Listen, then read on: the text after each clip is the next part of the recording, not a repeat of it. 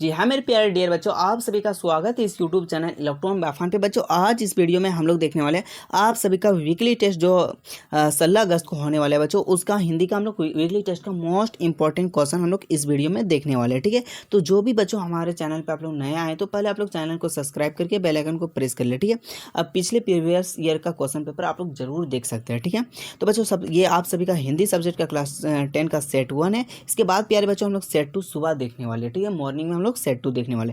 Set 1 और set 2 आप लोग दोनों जरूर देख के जाइएगा। सेट 1 और सेट 2 ये दोनों से आपका काफ़ी इंपॉर्टेंट क्वेश्चन रहेगा, देखने को मिलेगा एग्जाम में। ठीक है, तो चलते बच्चों बिना देरी का आप सभी का हम लोग क्वेश्चन आंसर देख लेते हैं। ठीक है, तो पहला ऑब्जेक्टिव में क्या है बच्चों, आप सभी का क्वेश्चन, भोलानाथ और उसके साथियों द्वारा बिल में पानी डालने से क्या निकल गया था। जो दोनों साथियों था बच्चों, वो दोनों बिल में हाथ डाला तो क्या निकला था। चूहा निकला था, बिच्छू निकला था, सांप निकला था या नेवला निकला था। तो आपका निकला था बच्चों सांप निकला था। ऑप्शन नंबर इसका बिल्कुल सी सही उत्तर हो जाएगा। ठीक है, इसके बाद प्यारे डियर बच्चों देखिए क्वेश्चन नंबर 2 में क्या लिखा है, बाल गोविंद भगत के बेटा कितना था। तो जो बच्चों बाल गोविंद भगत का है उसका बेटा कितना था, तो आप उसका बेटा एक था। टोटल कितना था, एक था। ऑप्शन नंबर ए इसका सही उत्तर हो जाएगा। ठीक है, इसके बाद प्यारे बच्चों देखिए क्वेश्चन नंबर 3 में क्या लिखा है, बाल गोविंद भगत का बेटा कैसा था। जो उसका बेटा था बच्चों वो कैसा था, सुस्त था, दुरुस्त था, तंदुरुस्त था या सुस्त और बोधा दोनों से था। तो ये आपका सही उत्तर हो जाएगा बच्चों सुस्त और बोधा सा था। ऑप्शन नंबर डी दो हो जाएगा। ठीक है, इसके बाद प्यारे बच्चों हम लोग देखिए क्वेश्चन नंबर 4 में क्या लिखा है, बाल गोविंद भगत पाठ का लेखक कौन है। बच्चों जो बाल गोविंद भगत है वो पाठ का लेखक कौन है, रामवृक्ष बेनीपुरी, स्वयं प्रकाश, तुलसीदास, यशापाल। तो इसका जो लेखक है बच्चों वो है आपका रामवृक्ष बेनीपुरी। ठीक, ऑप्शन नंबर है इसका बिल्कुल सही उत्तर हो जाएगा। ठीक है, और साथ ही में बच्चों अभी तक जो भी आप लोग व्हाट्सअप चैनल में आप लोग ज्वाइन नहीं किए हैं तो आप लोग व्हाट्सअप चैनल में ज्वाइन जरूर कर लीजिए। उसका लिंक बच्चों आप सभी का डिस्क्रिप्शन बॉक्स में, वहाँ पे ये PDF साथ में बच्चों इंपॉर्टेंट क्वेश्चन और अदर जो भी नोटिफिकेशन है वहाँ पे आप सभी को सेंड किया जाता है। ठीक है, इसके बाद बच्चों देखिए क्वेश्चन नंबर 5 में क्या लिखा है, भोलानाथ के सिर पर क्या थी। मैं सिर में क्या थी, तो तेज दर्द थी, छोटे छोटे बाल है, लंबी लंबी जटाएं हैं, घुंघरेले बाल है। तो ये बच्चे आपकी क्या हो जाएगा, लंबी लंबी जटाएं थे। क्या थे, भोलेनाथ के सिर पे लंबी लंबी जटाएं थे। ठीक है, ऑप्शन नंबर सी।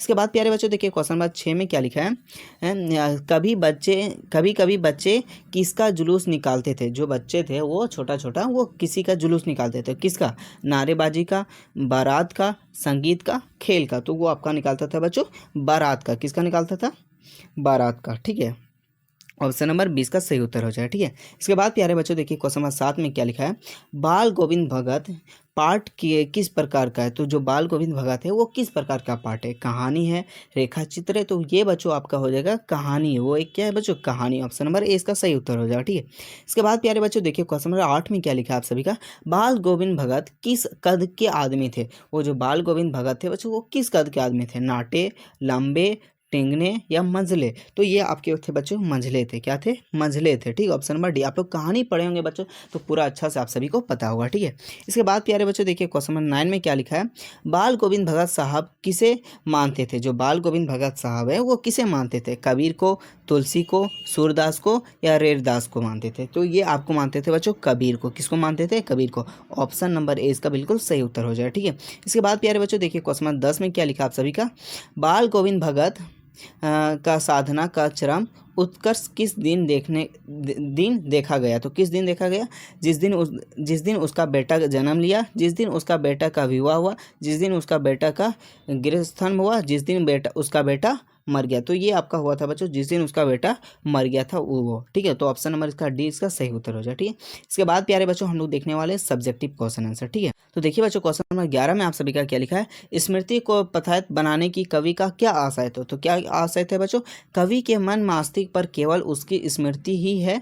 इन्हें स्मृतियों को कवि अपने जीवन का संबलन अर्थात सहारा बनाना चाहता था। अर्थात स्मृति को यथ बनाने के कवि का आशय स्मृति के सहारे से है। ठीक है, ये बच्चों आप सभी का सेट 1 है। सेट 2 भी जरूर आप लोग देख लीजिएगा। ठीक है, इसका सेट 2 मॉर्निंग में अपलोड हो जाएगा। ठीक है, इसके बाद बच्चों क्या लिखा है दोबारा में, कवि ने जो सुख को स्वप्न देखा था उसे कविता में किस रूप से अभिव्यक्ति किया गया है। तो किस रूप से अभिव्यक्ति किया गया, कवि ने जो सुख को स्वप्न देखा था उसे अपनी प्रयासी नायिका के माध्यम से व्यक्त करता और कहता है कि नायिका स्वप्न उसके पास आते जाते मुस्कुराकर भाग गई, अतः उसे उसका सुख नहीं मिल सका जिसे वह सुख समझता था। वह स्वप्न ही रूपी छौला थी जो अस्थायी रूप से उसके जीवन में आई थी। ठीक है, इसके बाद प्यारे बच्चों देखिए आप सभी का क्वेश्चन नंबर 13 में क्या लिखा है, कवि आत्मकथा लिखने से क्यों बचना चाहते थे। तो क्यों बचना चाहते थे, कवि स्वयं को इतना सामान्य मानता था कि आत्मकथा लिखकर वह खुद को विशेष नहीं बनाना चाहता था। ठीक है,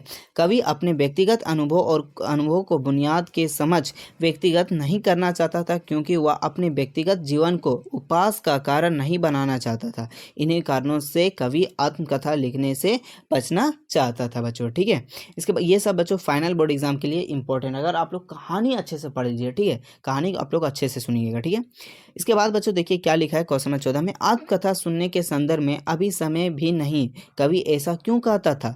तो कवि को लगता था कि आत्मकथा लिखने का अभी उचित समय नहीं हुआ है, क्योंकि आत्मकथा लिखकर कवि अपने मन में दबे हुए कष्टों को याद करके दुखी नहीं होना चाहता था। अपनी छोटी से कथा को बड़ा आकार देने से असमर्थ है, वे अपने अंतर्मन को लोगों को समझ प्रस्तुत करना नहीं चाहते थे। ठीक है, ये आप सभी का क्वेश्चन नंबर 14 का हो गया। इसके बाद प्यारे बच्चों हम लोग क्वेश्चन नंबर 15 में देख रहे हैं। तो क्वेश्चन नंबर 15 में क्या लिखा है, आपके विचार से भोलानाथ अपने साथियों को देखकर के सीखना क्यों भूल जाता था, सिखाना क्यों भूल जाता था। तो भोलानाथ को अपने साथियों को खेलने में गहरा आनंद मिलता था। वह साथियों को हुल्लड़बाजी, शरारतें और मस्ती देखकर सब कुछ भूल जाता था। उसे मन स्ववास में सिखाना भी भूल जाता था। ठीक है, वो बच्चों जो बाल गोविंद का भगत था वो सिखाता था, वो भी भूल जाता था। ठीक है, इसके बाद बच्चों देखिए क्वेश्चन नंबर 16 में क्या लिखा है आप सभी का लास्ट क्वेश्चन में, यह माता पिता का बच्चे के प्रति वस्तु व्यक्ति हुआ, उसे अपने शब्दों में लिखे। ठीक है, तो ये आप सभी का देख लीजिए बच्चों, ये अपना यहाँ तक लिख देना, इसको स्क्रीनशॉट और देख लीजिए, एक बार पढ़ लीजिए। ठीक है, तो बच्चों ये आप सभी का सेट 1 था। आप लोग सेट 2 कमेंट वीडियो में कीजिए। सेट 2 भैया थोड़ा सा जल्दी लाइएगा, सुबह हम जल्दी अपलोड कर देंगे। ये दोनों आप लोग जरूर देख के जाइएगा। ठीक है, और साथ में बच्चों इंग्लिश का लिंक आप सभी का यूट्यूब का कम्युनिटी पोस्ट में मिल जाएगा, तो वहाँ से आप लोग देख लीजिएगा।